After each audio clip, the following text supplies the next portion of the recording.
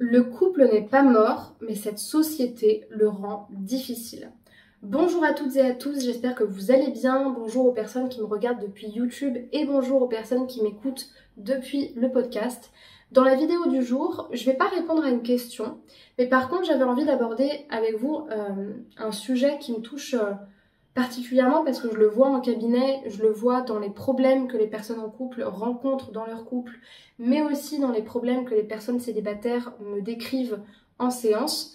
Et j'avais un petit peu envie de faire une critique de différentes choses qu'on voit dans cette société actuelle, dans les valeurs qui sont données, dans les réseaux sociaux qui s'emparent de certains concepts du développement personnel pour les tourner à leur avantage et pour forcer la dépendance des gens et je trouve ne pas toujours les aider à être plus intelligents émotionnellement.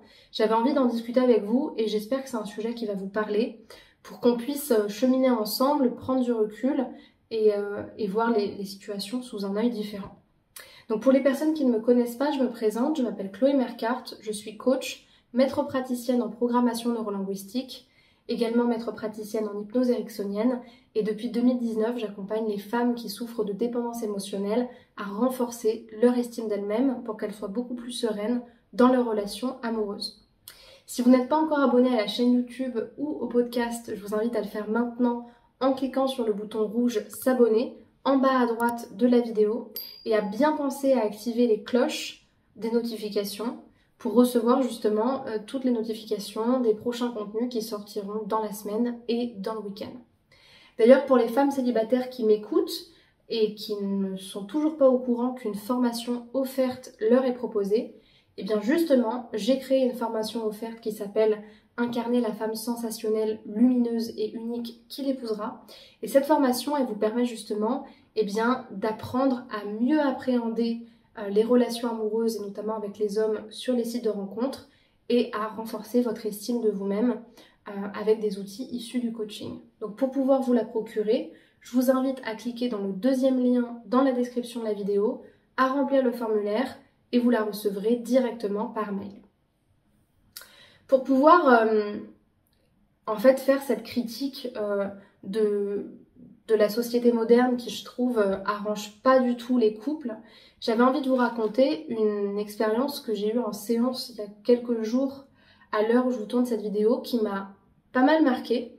En fait, c'était une dame que j'ai eue en coaching, que j'aime beaucoup, qui est super gentille, super lumineuse.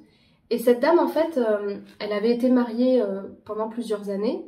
Puis après, elle avait eu des relations qui n'ont pas toujours marché. Globalement, c'était une personne qui, avant le coaching, manquait beaucoup de confiance en elle et avait une blessure de rejet qui était assez importante. C'est-à-dire qu'elle n'osait jamais dire ce qu'elle voulait. Elle avait tout le temps un fond dépendant où elle avait du mal à penser par elle-même et à ne pas développer énormément d'attentes envers les relations. Donc c'est une personne qui avait eu besoin de travailler sur ça, comme pas mal de personnes aujourd'hui qui se rendent compte de leurs propres blessures et qui ont envie de travailler. Jusque-là, il n'y a aucun problème. Et en fait, dans la vie de cette personne, à un moment donné, il se trouve qu'elle rencontre un homme qui est polyamoureux. Donc elle le rencontre et elle décide de traverser cette expérience en se disant, voilà, qu'est-ce que je peux en apprendre? Est-ce que ça m'est utile ou pas, etc. Donc elle vit l'histoire, voilà, tout se passe plutôt bien et en soi, moi, je vais pas rentrer dans les détails de cette relation-là, déjà parce que c'est la vie de la personne, et deuxièmement parce que ça n'a rien à voir avec le sujet que je vais aborder. Mais à un moment donné, on fait une séance ensemble, et cette femme me dit, mais Chloé, en fait, je sais pas si je resterai toute ma vie dans cette relation polyamoureuse, mais tout ce que je sais, c'est que le couple me fait peur. Et je lui dis, ah bon, mais pourquoi est-ce que le couple te fait peur? Et là, elle me cite différentes raisons qui lui font peur dans le couple. Et c'est ces raisons-là sur lesquelles je voudrais revenir parce que je trouve que c'est assez représentatif d'une société qui est angoissée en fait à l'idée d'être en relation et qui finit par tout vouloir et par ne rien choisir en même temps et finalement par être malheureuse parce que à force de tout vouloir et en même temps d'être capable de rien choisir, finalement elle finit par ne pas du tout être en relation.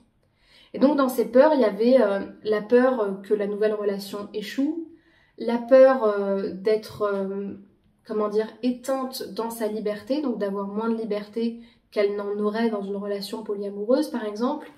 Il y avait aussi la peur de redevenir dépendante émotionnellement.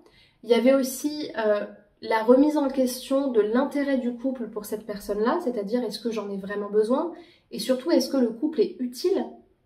Il y avait aussi la question de est-ce que si je choisis quelqu'un, je vais pas passer à côté d'une meilleure rencontre par la suite. Et globalement, je crois que c'était les peurs qui ressortaient le plus, en tout cas c'est celles dont je me souviens. Et moi, ça m'a beaucoup fait réagir parce qu'en fait, je me suis dit, mais je trouve que c'est triste en fait d'aborder les relations amoureuses à travers des prismes qui sont la base en fait de ces relations-là. Et je trouve que ça me permet en fait de faire une critique un peu de cette société actuelle qui est une société de surconsommation, que ce soit autant dans notre manière de consommer sur Amazon ou d'acheter tout le temps des vêtements et de pas les porter ou d'acheter trop de nourriture et de pas la manger et de laisser de la nourriture avariée dans nos frigos. Alors bien sûr, tout le monde n'a pas la même réalité, on en convient, mais dans ce qui est mis en avant, le fait d'avoir tout le temps le dernier sac à acheter, les dernières stars à suivre, les dernières informations à avoir, ce fameux FOMO, le Fear of Missing Out, qui décrit en fait la peur de manquer tout le temps quelque chose, que ce soit dans les dernières publications des influenceurs sur les réseaux sociaux, où il y a tout le temps un nouveau truc à regarder, il y a tout le temps du nouveau dans la vie de tout le monde, et finalement dans les réseaux sociaux et notamment sur les sites de rencontres, on peut tellement tout avoir que finalement on veut le meilleur et en même temps on veut pas choisir parce qu'on a peur de manquer, on finit par développer des relations Kleenex en fait. Des relations où vous voyez c'est comme ce paquet de mouchoirs, on prend le paquet de mouchoirs qui est le plus beau, on prend un Kleenex, on se mouche une fois avec, ou peut-être qu'on le mouche même pas, on le jette et finalement on passe à la relation suivante. Et ça je trouve que c'est dommage. Et comment est-ce qu'on le voit? Ben, c'est par exemple le fait de voir que les gens finalement aujourd'hui, certes finissent par se demander quelle est l'utilité du couple, donc je sais pas dans quelle mesure ça peut être une bonne chose, mais je pense que les gens se rendent compte que le couple n'est pas une fin en soi, ce qui est plutôt une bonne chose, parce que c'est vrai, le couple n'est pas une fin en soi, on n'a pas besoin d'être en couple pour être heureux, on n'a pas besoin d'être en couple tout court pour dire qu'on a réussi sa vie, et d'ailleurs tous les pseudo-influenceurs, les pseudo-coachs ou cette société pourri qui nous fait croire que pour être heureux, il faut réussir les mêmes standards, les mêmes critères, habiter au même endroit, gagner le même salaire, savoir faire les mêmes choses, je trouve que c'est complètement nul parce qu'en fait, ça nous pousse pas à vivre par nous-mêmes et ça nous pousse pas à en fait juste pouvoir être ce qu'on veut en fait. Et c'est vrai qu'aujourd'hui, bah, il y a beaucoup de gens qui entrent dans le développement personnel en se disant, bah voilà, j'ai toutes les possibilités devant moi et j'ai envie d'être ce que je veux. Et ça, je trouve ça bien. Mais là où je voulais revenir, c'est que, en fait, pour moi, il y a plusieurs choses qui sont critiquables dans ce qu'on nous vend dans les réseaux sociaux, dans tous ces conseils. Et globalement, il y a 3 points, en fait, globalement. Il y a d'une part la critique autour de l'individualisme, parce que, vous voyez, à force de trop nous dire sois égoïste, pense à toi, aime-toi d'abord, nourris tes besoins. Et moi, je suis la première à vous dire ça. Mais en fait, tout est une question d'équilibre. Et on est dans une société où il n'y a pas d'équilibre. On est dans une société où les personnes les plus vues sont des coachs qui ne sont même pas formés et qui racontent n'importe quoi sur les réseaux sociaux avec des stéréotypes de genre, avec des clichés qui datent de l'Antiquité, en nous expliquant que la femme, elle doit être dans son énergie féminine pour protéger le foyer et protéger les enfants, alors qu'il y a des femmes qui ne veulent même pas d'enfants, et que les hommes, ils doivent remplir je ne sais quel besoin, et qu'en fait, on ne peut pas sortir de ces rôles-là. Et en fait, on est dans un monde polarisant, où on essaye de nous faire croire à une manière de voir les choses. Et le problème, c'est que, en fait, comment dire, je pense que vous vous rendez pas compte à quel point la tendance de l'amour de soi vend. Ça vend dans le domaine de la mode, ça vend dans le domaine du luxe, ça vend dans le domaine des cosmétiques, ça vend dans le domaine du coaching. Et en fait, ce que vous vous rendez pas forcément compte, c'est que l'amour de soi comme une tendance marketing, c'est devenu le nouveau slogan pour vendre des choses, parce que ça parle aux gens. Parce que les gens, ils ont envie de se sortir de leurs blessures, ils ont envie de se sortir de leurs injonctions. Mais ce que les gens oublient, c'est que déjà, il y a un phénomène de tendance qui est lié à ça. Et surtout, ce qu'ils oublient, c'est que c'est une question d'équilibre. Et aujourd'hui, je pense qu'à trop vouloir s'aimer, Et je suis la première à vous dire de vous aimer vous-même. Mais des fois, à trop vouloir s'aimer, on en oublie l'idée même du couple. Et on en vient à se demander si le couple, il est utile ou pas. Mais bien sûr que non, le couple, c'est pas utile. Et bien sûr que non, on ne se met pas en couple parce que c'est utile ou que c'est pratique, en fait. C'est comme la question de se demander est-ce qu'on veut des enfants ou pas. C'est pas utile d'avoir des enfants, c'est la pire investissement qu'on puisse faire. On dort pas la nuit, on perd de l'argent, on a moins de temps pour soi. Ce n'est pas utile. Mais le but même d'un couple, ce n'est pas d'être utile, ce n'est pas d'être productif, ce n'est pas d'être rentable. C'est pas ça le but du couple, c'est pas ça le but de l'amitié, c'est pas ça le but des enfants. C'est de progresser et c'est d'avoir cette envie de construire avec l'autre. Et c'est pour ça que moi je suis un petit peu ferme sur ces sujets autour de la séduction, de cette histoire de femme fatale et tout, parce que je trouve qu'en fait ça vous rend dépendant, ça vous rend drogué. Drogué à des conseils qui vous font croire que pour être une personne valable, il faut jouer tel ou tel rôle. Alors qu'en fait ça ne fait que appuyer vos blessures et ça ne fait que vous mettre la tête dans la boue en vous en croire que pour réussir à avoir une relation, il faut manipuler l'autre. Et ça, je trouve que c'est un problème.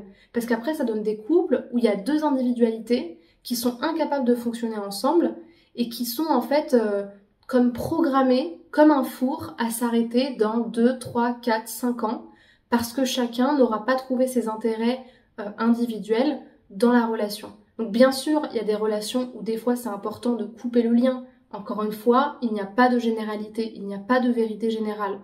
Mais faites quand même très attention au contenu que vous suivez. Et juste, dernier mot en ce qui concerne, les bénéfices du couple.